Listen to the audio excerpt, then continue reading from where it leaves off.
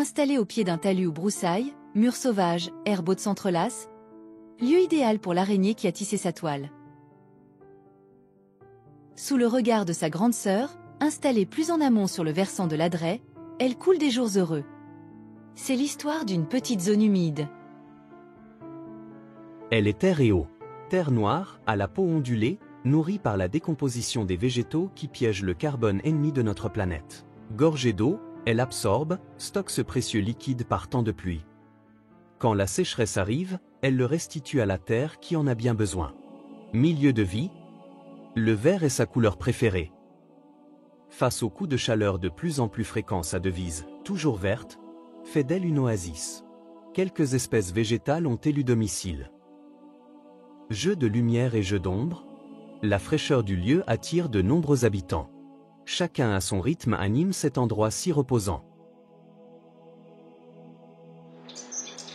Musique de l'eau venue d'une source, chant des oiseaux,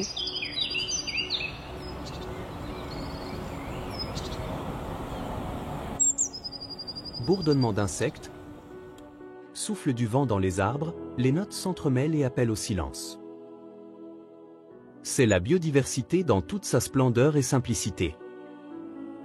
Un monde remarquablement ordinaire. C'est l'histoire d'une petite zone humide, qui, au cours des siècles, a vu de nombreux changements. L'homme est arrivé et a investi le lieu. Du granit a su faire son matériau privilégié.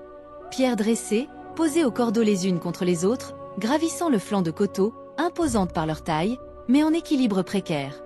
Elles coupent l'élan de la bise du nord formant barrière quand la neige tombe à l'horizontale.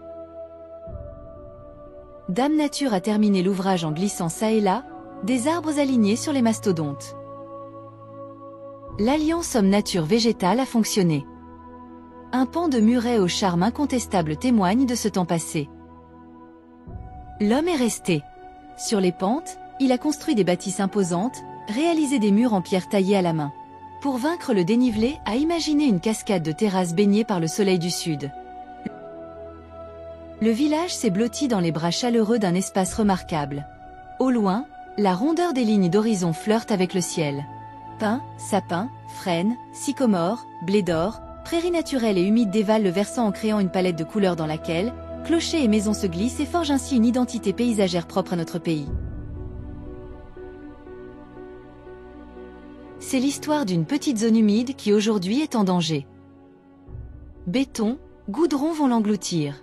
Le presbytère est devenu le centre de toutes les préoccupations. Bâtiment à l'abandon, à la recherche d'un avenir. Hier accessible aux véhicules, aujourd'hui soi-disant inaccessible. Une nouvelle route comme solution? Faut-il bouleverser l'harmonie d'un village pour réhabiliter le presbytère? C'est l'histoire d'une petite zone humide qui ne demande qu'à vivre.